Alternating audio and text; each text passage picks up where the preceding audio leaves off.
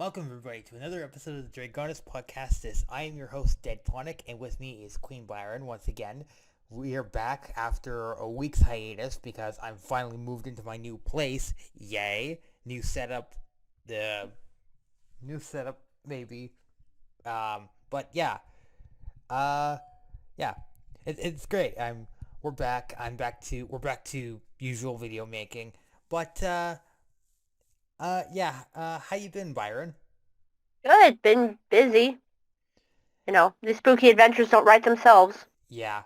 Um, before we actually get on with the episode, I just want to have a quick question. What's going on with the OGL situation right now? Because I heard that Wizards is actually backing off now, and they're kind of not doing. They've stopped doing what they're planning to do.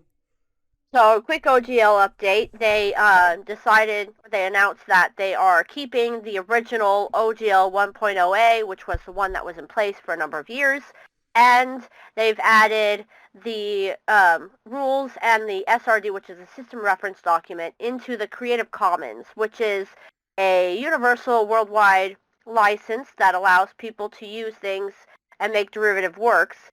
So they don't control the Creative Commons, so they can't walk that back. So it's actually much more free for people to make content and supplements and kind of derivative works and stuff like that for 5th edition now. They basically reverted all of the changes that they had proposed. That's I'm guessing that's a good thing then. Yeah, I mean, we're in the community, we're quite shocked because they were so, they seem to be so dead set on their morality clause, which was basically if you print harmful material or like bigoted material around the 5th edition rule set, they revoke your license to print material like that. They seem to just kind of, wanted to die on this hill, as it were. But with the 1.0A OGL license, there's no morality clause in there. And in the Creative Commons, they don't have any control over that. So that's completely gone. Um, yeah, they walked back all of their changes, which was a big shock. Okay, well, uh we'll keep track of the updates and maybe we'll talk about that in a future episode, but are you ready to get started with the episode? Yeah, let's go. Okay, so like I promised like 2 weeks ago, we're basically going to be we're continuing from where we left off with the last roleplay session, which was, oh my god, like 3 months ago. But basically, well, Queen Byron's character, aka Clement, has been officially knighted, um, and the palace has fallen under attack. As per these um, things are not going well, but Clement has been charged with the protection of Princess Lucy and the Queen, and she has been ordered to get them to safety. So now let us begin, or continue where we left off. So, the two knights rush off to secure the entrance you just came through. The queen and the princess stay close behind you. As you enter, 6 figures in black armor approach you, barring your path. They draw blades from their sheaths and prepare to attack, hissing and baring their teeth at you. What is obviously the leader puts a hand up, and they sheath their weapons, and he points at you. This one's mine. He/it draws its sword, the blade glowing a deathly purple aura. The spirit of your axe appears beside you. I don't like the look of that. I don't like it either. Your Majesty, get to cover and stay down. You unsheath your axe and prepare for combat. So roll 5d6s and 3d4s. Or just roll initiative. Okay, I got a 16. Okay, good. Okay, as you block the strikes, you notice a hand come over one of the assailants' mouths, and he's pulled forcefully into the darkness. A minute later, 2 more assailants disappear into the dark. Then the last 3. You look at your enemy and jokingly say, You might want to check on your guys. Oh, that's right, you don't have any guys. He turns his head and is shocked that all his men are gone. Then a voice calls from the shadows. Hello, cutie pie. A figure emerges from the shadows. Hannibal Smith from the A-Team. One of us is in deep trouble, and unfortunately, that's you. You can't possibly be so stupid to think that I wouldn't have come here without reinforcements, do you? At least 10 more of the cloaked figures emerge from what can only be described as a shadow portal. Well, since you invited your friends to this little party, it's only fair that I get to bring mine too. Hey, Face! A figure emerges from behind a pillar on the left. Murdoch.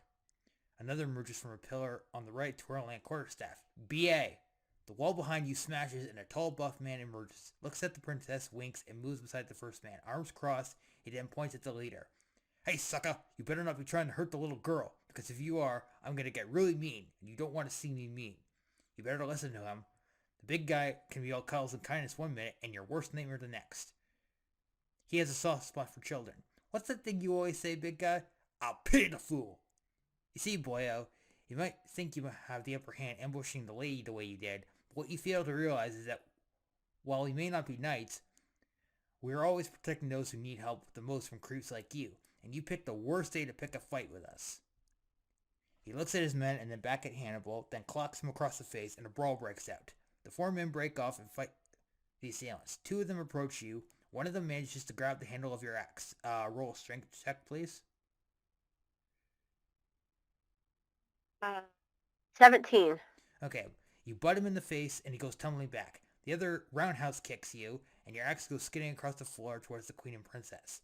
Your axe spirit appears and says, on your left. The quarterstaff person was carrying flies towards you. You catch it and smack the guy across the face with the end of the staff. 3 more guys approach, and you barely manage to fend them off before one of them drug kicks you to the floor and pulls a knife.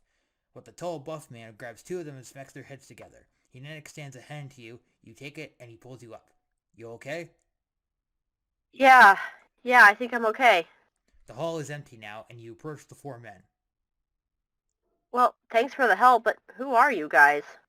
Well, let's just say we're the backup when no backup can come in time. My name's Hannibal Smith. This is Templeton Peck, Faceman, H.M. Murdoch, and B.A. Baracus. We are the A-Team. You hear a voice on Hannibal's radio. Juliet 01, this is Solar Actual. How copy? Solar Actual, Juliet 21, I copy.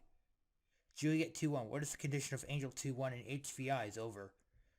Solar Actual, Angel 21 is unharmed. HVIs are unharmed.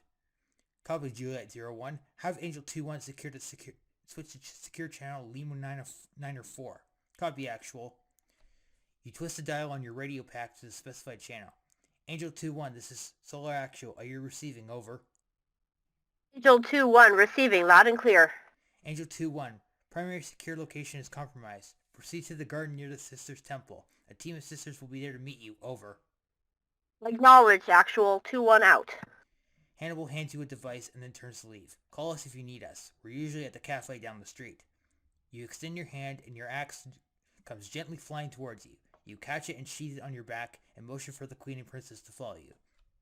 You've arrived at the temple garden. As you reach the gardens, a sister approaches you and salutes. You salute back and she explains the situation as best she can. The bunker's all prepared. We have a patrol on the north side in case of an arrow whistles through the air and strikes through the sister's armor, her lifeless body collapsing into your arms. You yell at the sisters, queen and princess. Get inside! You drag the sister's body into the bunker as the door shut close and the darkness embraces you. The lead sister's face shines a bright green as she strikes a flare and tosses it onto the floor of the bunker, illuminating it and rendering the shadows hollow with absence. She walks over and rests a hand on the dead sister's cheek and gently closes her eyes and allows you to lower her body to the floor. You ask her worryingly, What kind of emergency supplies do you have down here? We've got enough to last us a while. Lots of rations, water, weapons, armor vests, survival gear. Enough to last until we get rescued. And how long until we can expect a rescue? At minimum, assuming our comms aren't compromised, the commander is aware of our situation, 6 hours. Another sister approaches you. Ma'am, you're going to want to see this. You approach the door of the bunker and open the view slit. You pull out a set of binoculars and glance through them, seeing a group of people wearing golden armor and kicking a course off a small tower, the body hitting the ground with a loud thud. This is bad. You press the button on your comm pack. Angel 2-1 to Solar Actual, Priority 1 traffic. Affirmative 2-1, stand by all units. This is Solar Actual. Regulation 42 Alpha is being enacted. Switch to secure channel Lima 901. Regulation 42 Alpha. If transmissions are being monitored during a skirmish or incursion, No unclear transmissions on an open channel. You switch to the designated channel. Angel 2-1, Solar Actual, send traffic. I've got unknowns wearing knight armor with no lapel pin. Be advised, they've killed several knights and are lying in wait to ambush any details entering the temple garden. Also, Sister Freda is KIA. Copy 2-1. All units be advised, hostiles are in possession of knight armor with no lapel pin. Any unknowns wearing knight armor with no lapel are deemed hostile and are EOS. Engage on site. Solar, we're hunkered down in the emergency shelter. What's the ETA on a relief force? Angel 2-1, we are aware of your situation. We are sending units to your location. ETA 30 mics. Relief force will arrive in approximately 2 hours. Understood. Solar 2-1 out. You turn to the Lee sister. That's way too long. What kind of armaments do we have here? We have a small armory in the back with some munitions, but not much. Show me. The sister leads you to the back of the shelter and opens the door marked armory and turns on the lamp. You see assorted swords, spears, crossbows, and ammunitions. You turn to the sister. Tell the sisters to arm up. We're gonna hunker down until help arrives. The sister nods and makes a series of hand signals. The rest of the sisters enter past you and start grabbing weapons and munitions. The lead sister looks at you. I realize you don't technically have rank superiority over us, and you were only just made a sister, but experience and action speak louder than rank, and that's what Freda taught me. I will follow you into battle, even unto death. Well, I'm proud to command you, if only for a time. Let's make sure she didn't die for nothing. A sister rushes up to you. Ma'am, hostiles are up to something. You better come see. You go to the door view slit, pull out your binoculars, and look through them. You see the hostiles in the small tower setting up a small tube of some kind. Mortar tube. Get the queen and princess to the back of the bunker. Everyone else prepare for artillery fire. Ma'am, hostiles incoming. Hold your fire. Let them get close. Only shoot at what you can hit. Through the view slit, you see 30 hostiles approaching the entrance to the bunker. They start firing crossbow bolts, but they bounce out the door. A sister calls out, "Command, wait for the command." The enemies get within 30 meters, close enough for crossbow fire to cut them down. You call out, "Open fire! Fire!" The crossbow fire erupts from beside you, and you see several enemies cut down easily. You take aim with your own crossbow. Okay, roll a d20 and then roll 2d6 if you get it above a 10. Oh, I got a 9. Okay. The enemies begin falling back, dragging bodies of their comrades back to the tower. Cease fire! Cease fire! The sisters on guard close the cover slats and sit down, breathing a sigh of relief. Anyone hit? I'm good. I took an arrow in the armor, but it didn't go through. No harm here. The radio cackles, and a voice comes through over the secure channel. Angel 2-1, Angel 2-1, come in, over. Angel 2-1, identify yourself, over. This is Zulu 3-1, call sign Sanders. Do not, I say again, do not fire to the south. We're coming to you through the back entrance. Understood. We got hostiles in the northwest lookout tower wearing knight armor. They also got a mortar tube. Understood. We're going to converge on your location, check the status of your HUIs, then take out the threat so the rescue team can enter the AO. Understood, Zulu 3-1. We'll be waiting in the rear entrance. Out. You turn to the sisters towards beside you and tap with their shoulders. Hold your fire. Friendly's coming in from the south. You turn to the lead sister. Where is the back entrance? This way. She motions for 4 sisters to follow her and for 2 to stay with the queen and the princess. You follow her to the rear of the bunker. She opens the viewing port. I got friendlies in my sight, ma'am. You nod and hear a loud banging on the door. Thunder! Flash! Come on in. The sister opens the door and at least 10 knights step through. One being Fern with Sir Nutmeg on his shoulder, and the other being Viking. He quickly hurries towards you. Clement, are you alright? I'm fine, sir.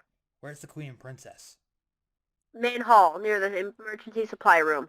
You lead Viking and his team to the main room of the shelter. The queen quickly stands up and hugs Viking. Your Highness, are either of you hurt? No, nothing serious. Check Lucy first. Medic? A knight walks over, kneels down and gently examines Lucy. Viking turns to you. What's the situation so far? Well, we got at least 24 hostiles in the tower with a mortar tube, zeroed for 200 yards. Sister Freda is dead. I have 2 sisters guarding her body and preparing to transport it. And the emergency supplies are okay for now. Alright, we'll secure the tower. Command said the rescue force will be here within 30 minutes. Stay with the queen and princess. We'll radio you if we need assistance. Understood, sir. You snap to attention and salute them, then turn to check on Lucy as Viking and his team exit out the front entrance. You ask the medic examining her. How is she? Sprained wrist, moderate laceration on her cheek, a minor contusion on her head right side, and minor cuts and scrapes on her left side. She'll be fine. I recommend putting her wrist in a cast or sling for now to keep it secure. And what about the queen? Large laceration on her right forearm. I've already given her a stim for the pain and bandaged the wound.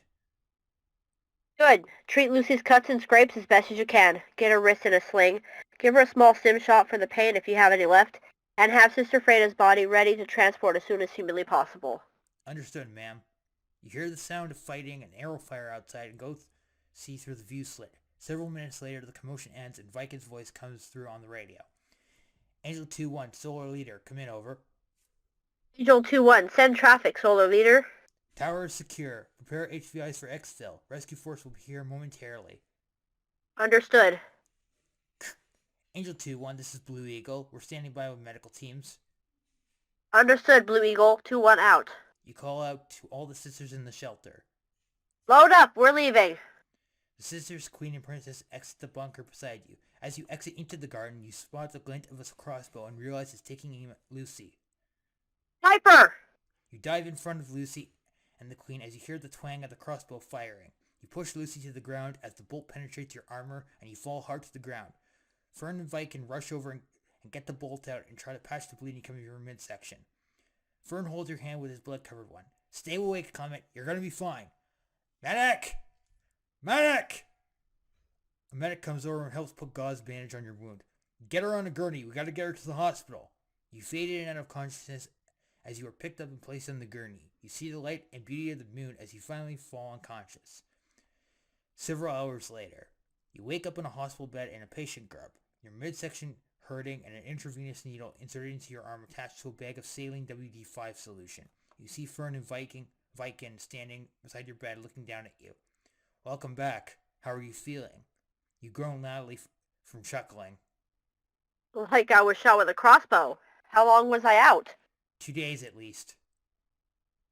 You recall the events prior to passing out and remember that the sniper was targeting Lucy, and your eyes widen. You struggle to sit up, but Viking gently pushes you down. It's okay. Lucy's fine. She's been worried sick about you.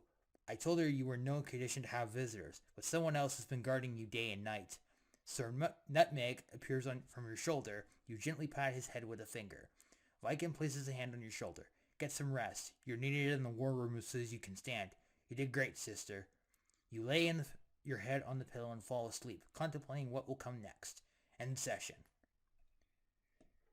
Well, that was fun. Yeah, what an exciting turn of events. Yes. Don't worry, your character's fine. I mean, you did get shot by a crossbow, but I don't think. I think it was pretty good. It was pretty fun, but yeah. But yeah. So next episode is not going to be another roleplay episode, but it'll be lore related or something else. But thank you guys so much for listening, and we will see you guys next time. Don't let the crossbow hit you on the midsection.